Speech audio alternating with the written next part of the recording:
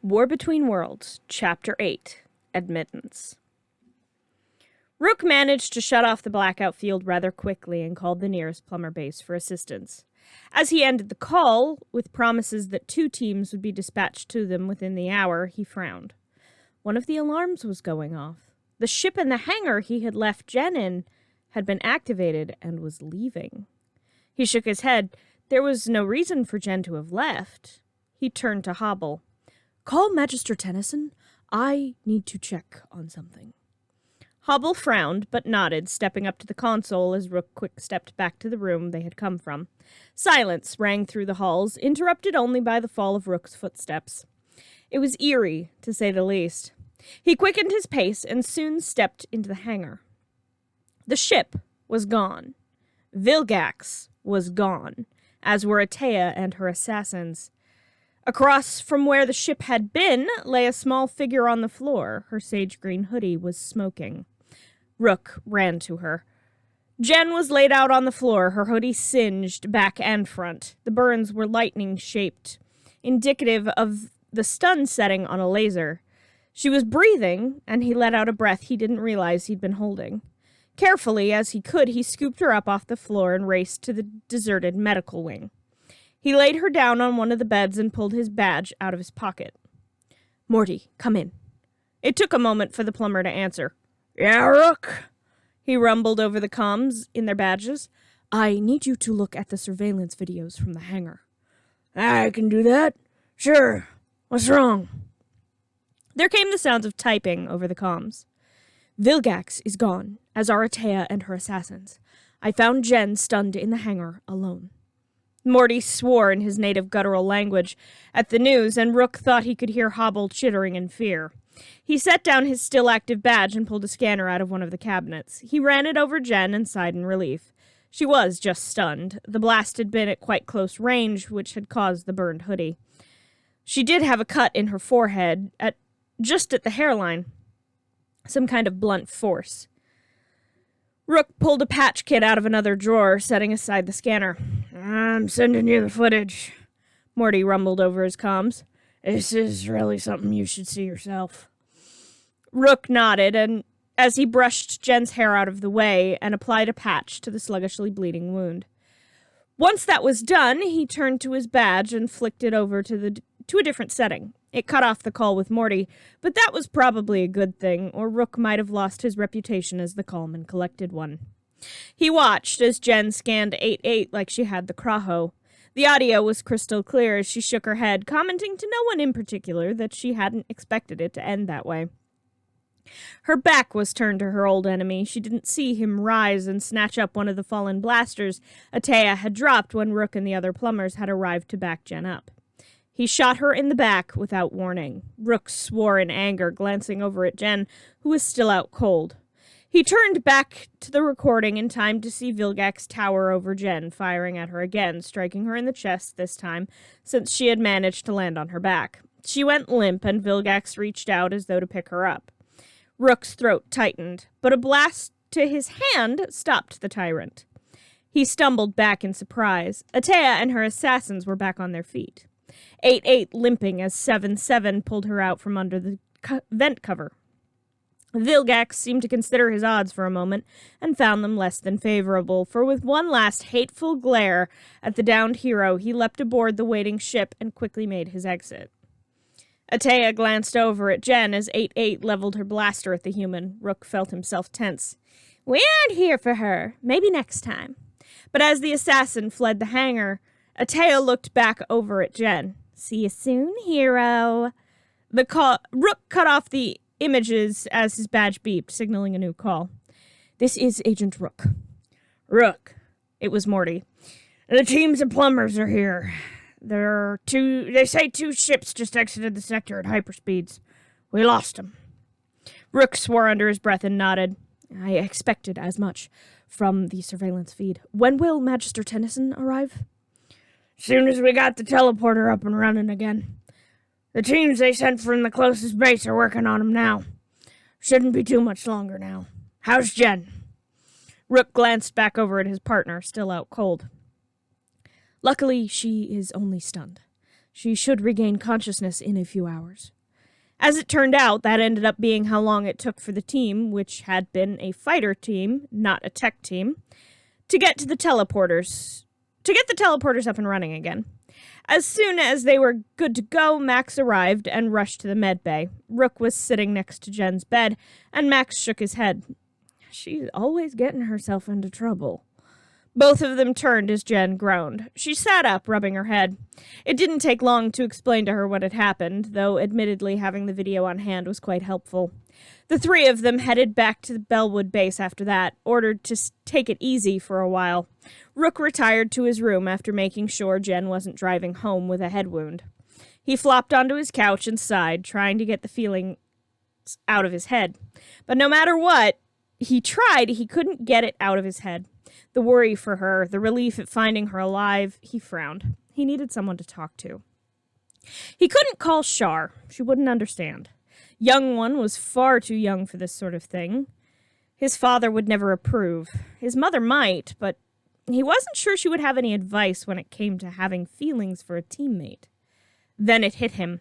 The perfect person he could call. He stepped over to the still quite new communications setup in his living room. He had a few comlink numbers in this system, including the one for his family on Ravana. But that wasn't the one he pulled up now. Instead, he pulled up one for a plumber base across the country. It rang for a moment, and the dark hair of Kevin Levin resolved into view. "This is Agent Levin." He looked up and smiled. "Oh, hey, Rook. Heard you and Jen ran into some trouble in space." Rook nodded. "Indeed we did. Is Gwen busy? I was hoping to speak to her." Kevin nodded. "Yeah, she's here. Hang on. Let me go get her." Kevin stood and vanished from the camera view. A few minutes later, Gwen appeared on the screen. "Hey, Rook. Kev is heading up to work on his car. He said you wanted to talk? What's up?" Rook nodded. "I find myself in need of advice." He paused, conflicted. Gwen, though, smiled. "You're in love with Jen." Rook's eyes went wide at the simple statement. He stuttered, unable to form a reply. Gwen nodded slightly.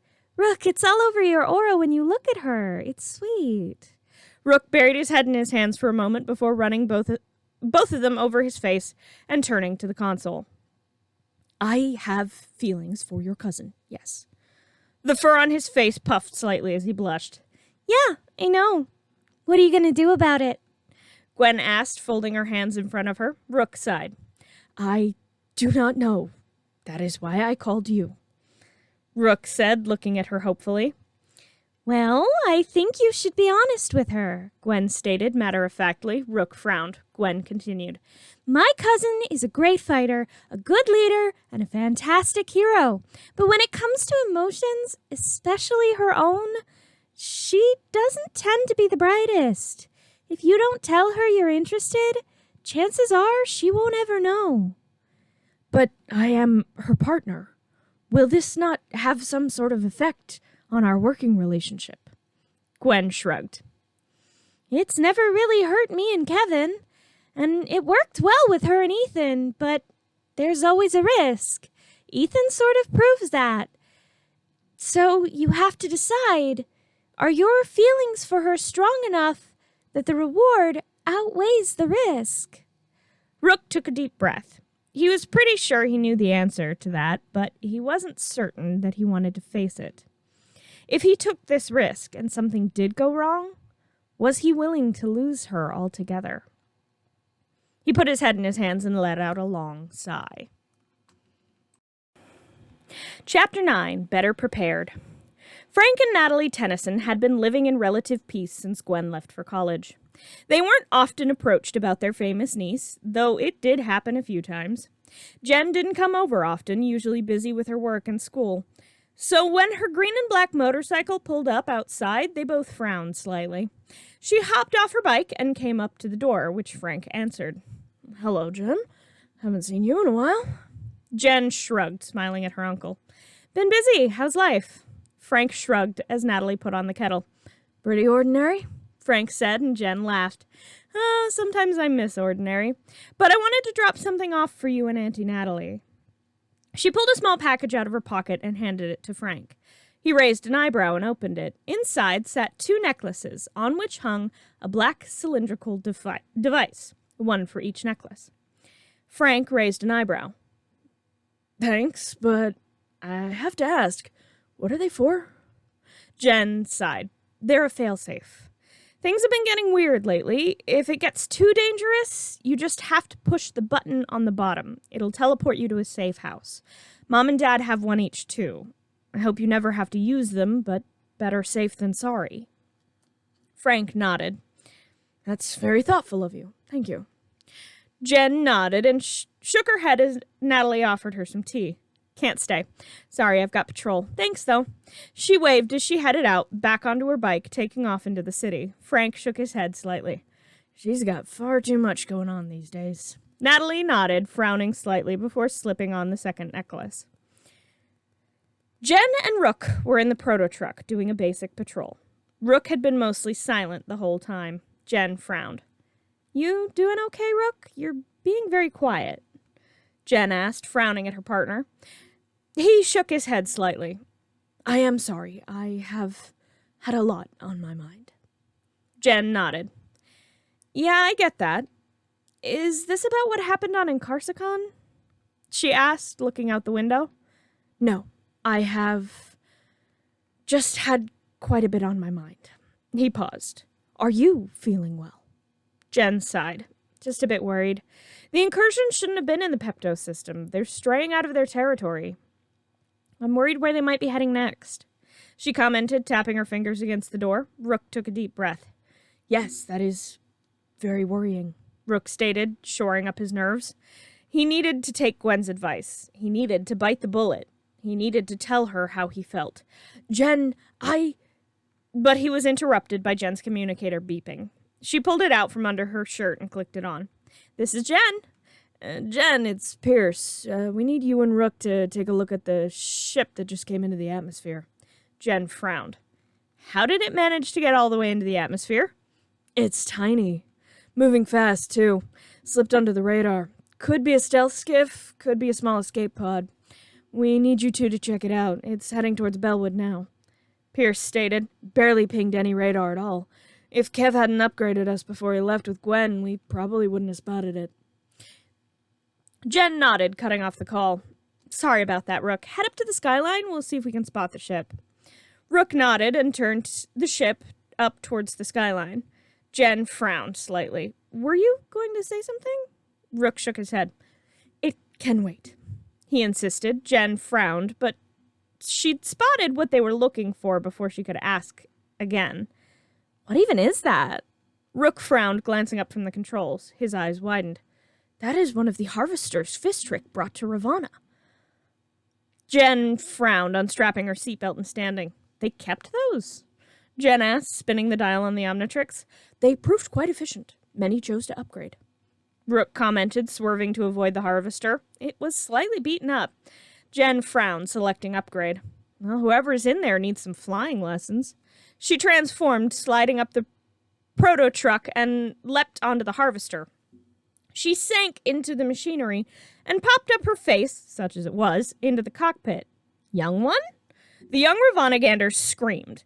It's okay, it's me, Jen. Just hold on a second. I'm going to pull this thing into the proto-truck. Young one stopped screaming and laughed with relief. You can become machines too? Unthinkable. Jen laughed. No, one of my aliens can take control of machines, though. I call this one upgrade. Hang on a second. I need to talk to your brother really quickly. She readjusted so she could broadcast her voice back to the proto-truck. Rook, open the back hatch. You're never going to believe this. Her partner did as she asked and pulled the proto-truck to a landing just outside of Bellwood. Jen, still upgrade, opened the cockpit, and Young One leapt out of it and ran into his brother's arms. Rook blinked. Young One, when did you learn to fly? Rook practically demanded, scooping his brother off the ground. While you were away. Young Ravana squirmed. But that is not why I am here. But Rook wasn't listening. He was looking over the Harvester Young One had been flying. Does Father know what you have done to this Harvester? This time, Rook was actually demanding. Jen raised an eyebrow. Well, he most certainly does not care currently. That caused Rook's eyebrows to climb, too, But this time, Young One was quick enough to cut his brother off before he could interrupt. Because Ravana has been invaded! Rook set his brother down, and Jen squatted down so they were on the same level. What happened? She asked, and in that moment, Rook gained a whole new respect for his partner. He knew she didn't have siblings, but she was willing to listen to anyone's problems.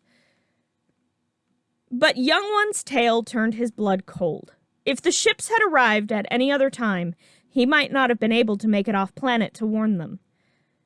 He looked over at Jen, who had turned to the harvester. This should fit the three of us, with a little adjustment. She spun the dial on the Omnitrix and transformed into Jury Rig. The little red creature crawled into the device and laughed, sticking her head back out. "Oh, Jury Rig likes you," she called out to Young One before diving back to her work. Within the hour, the three of them, Jen having returned to normal, piled into the harvester and shot off the planet, heading towards Ravana.